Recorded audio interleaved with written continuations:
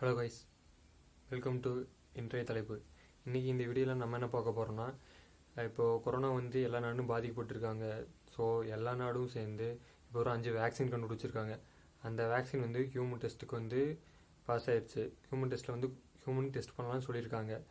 அதனால் ஒரு 18 இயர்ஸ்லேருந்து ஒரு 65 இயர்ஸுக்குள்ள ஒரு 100 பேர்த்த செலக்ட் பண்ணி, கொரோனா உள்ளவங்களை செலக்ட் பண்ணி அவங்களுக்கு இப்போ அந்த வேக்சின் கொடுத்துருக்காங்க.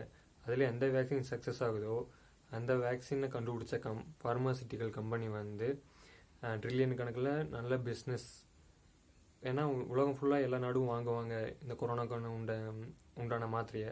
ஸோ இது நல்ல ட்ரில்லியன் கணக்கில் பெரிய பிஸ்னஸாக கன்வெர்ட் பண்ண போகிறாங்க. அடுத்து நம்ம என்ன பார்க்க போகிறோம்னா, இப்போ எஃபியோட ஓனர் மார்க் ஜக்கர்பர்க் இப்போ ஜியோவில் 10% ஓனர்ஷிப்பை வாங்கியிருக்காரு. அதை வாங்கின அமௌண்ட் கேட்டால் நமக்கே சாக்க இருக்கும். அமௌண்ட் 44,000 crores, 44,000 கோடிக்கு வாங்கியிருக்காங்க. ஜியோ ஏன் இதை சேல் பண்ணணும்னா, ஜியோவோட நெட்ஒர்க்கை பில்ட் பண்ணுறதுக்காக ரிலையன்ஸ் வச்சுருந்த ஆயில் ரிஃபைனரி முதலே சேல் பண்ணிட்டாங்க. அது மூலம் நிறைய கடன் வாங்கினால இப்போ இந்த ஷேர்ஸை சேல் பண்ணால் அதில் வர்ற அமௌண்ட்டை வச்சு இந்த கடனை அடைச்சிடலாம் அப்படிங்கிற ஒரு பாசிட்டிவில் சேல் பண்ணியிருக்காங்க. அடுத்து நம்ம என்ன பார்க்க போகிறோம்னா, இப்போ சீனா எந்த உலக நாடுக்கு உண்மையாக இல்லை. அவங்க அங்கே தான் கொரோனா ஃபஸ்ட்டு வந்துச்சு. அது எவ்வளோ கவுண்ட்னு வெளியே சொல்ல, அதளவுக்கு இது மனிதருக்கு மனிதர் பாதிக்காது அப்படின்னு தான் முதல்ல சொல்லியிருந்தாங்க. அதுக்கப்புறம் தான் இந்த மனிதருக்கு மனிதர் பாதிக்கும் அப்படின்னு தெரிஞ்சு. அதனால் சீனாவுக்கு நிறைய பேர் பிஸ்னஸ் பண்ண வேண்டாம், அந்த பிஸ்னஸ் இப்போ வேறு கண்ட்ரிக்கு எட்டு போகலாம் அப்படின்னு நிறைய கண்ட்ரி பிளான் பண்ணியிருக்காங்க. அதுக்காக இப்போ மற்ற கண்ட்ரீஸ்லாம் இந்தியா மேலே இன்வெஸ்ட் பண்ணுறதுக்கு ரொம்ப வாய்ப்பு இருக்குது. இப்போது ஒரு 1000s ஆஃப் கம்பெனி சீனா விட்டு வெளியே போகிறதா பேசிகிட்டு இருக்காங்க. இப்போது அதில் 300 கம்பெனி இந்தியாவுக்குள்ளே வரதா பேசிகிட்டு இருக்காங்க. இந்தியன் கவர்மெண்ட்டு இந்த லாக்டவுன் முடிஞ்சதுக்கப்புறம் இதுக்கு இது கொடுத்தாங்கன்னா, அப்ரூவல் கொடுத்தாங்கன்னா 300 கம்பெனி ஃபாரின் கம்பெனிஸ் இந்தியாவுக்கு வரலாம். அதனால் இந்தியா ஒரு சூப்பர் பவராக ஆகிறதுக்கு வாய்ப்புண்டு. இந்திய மக்களுக்கு வேலை கிடைக்கும், நல்ல சேலரி கிடைக்கும்.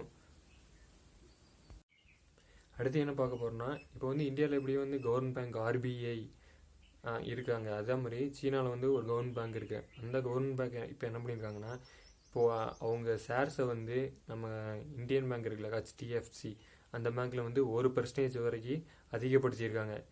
எதனால் இப்படி வாங்கியிருக்காங்கன்னா, HDFCயோட ஷேர்ஸ் வேல்யூ 40% கம்மியாக இருக்குது. அதுக்கு ரீசன் இப்போ இந்த லாக்டவுனால் அதிகமாக யாரும் பே பண்ணியிருக்க மாட்டாங்க. அதனால் 40% கம்மியாக இருக்குது. ஸோ சீனாவோட கவர்மெண்ட் பேங்க் HDFCயில் 40% ஷேரை பர்ச்சேஸ் பண்ணியிருக்காங்க.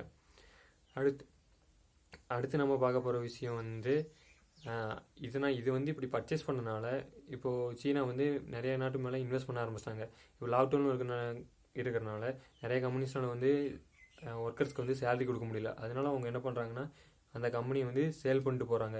அதனால சீனா எல்லா கண்ட்ரியில் இருக்கிற சேல் பண்ணுற கம்பெனிஸ்லாம் வாங்கணும்னு முடிவு பண்ணியிருக்காங்க.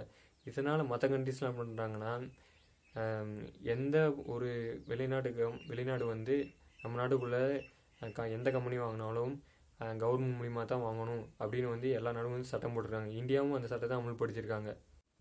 அடுத்து நம்ம என்ன பார்க்க போகிறோம்னா, இப்போ கொரோனா டெல்லியில் ஒரு ஃபேமிலி அட்டாக் பண்ணியிருக்கு. அந்த ஃபேமிலியில் இருக்கிறவங்க ஒரு அப்பா, ஒரு அம்மா, ஒரு பையன். அந்த ஆல்ரெடி இந்த கொரோனா அட்டாக் பண்ணாலும் அவங்க அப்பா இறந்துட்டாங்க. அடுத்து அவங்க அம்மா அந்த கொரோனாவிலேருந்து வெளியே வந்துட்டாங்க, ஃபுல்லாக க்யூர் ஆகி வெளியே வந்துட்டாங்க. இப்போ அந்த பையனுக்கு பிளாஸ்மா தெரப்பி கொடுத்துருக்காங்க. பிளாஸ்மா தெரப்பின்னா என்னென்னா, இப்போது ஆல்ரெடி கொரோனாலேருந்து வெளியே வந்திருப்பாங்கள்ல, அவங்களோட இம்யூனிட்டியை எடுத்து இப்போ கொரோனா பேஷண்ட்டில் பாதிக்கப்பட்டிருக்காங்களே அவங்க பாடிக்குள்ளே செலுத்தினா அவங்க இம்யூனிட்டி லெவல் அதிகமாகி அதனால் கொரோனா கண்ட்ரோல் பண்ணலாம். இதை பிளாஸ்மா தெரப்பின்னு சொல்கிறாங்க. இது எல்லாத்துக்கும் பண்ண முடியாது, பொதுவாக பண்ண முடியாது. ஒரு பாடியோட இதை பொறுத்து பண்ணுவாங்க. அவ்வளோதான், இன்றைக்கான வீடியோ முடிஞ்சிச்சு. லைக் பண்ணாங்க லைக் பண்ணுங்கள், ஷேர் பண்ணுங்கள், சப்ஸ்கிரைப் பண்ணுங்கள். Thank you, love you all, signing off here, bye. நாளைக்கான வீடியோவில் பார்ப்போம். இன்றைய தலைப்பு நாளைய வரலாறு. பாய்.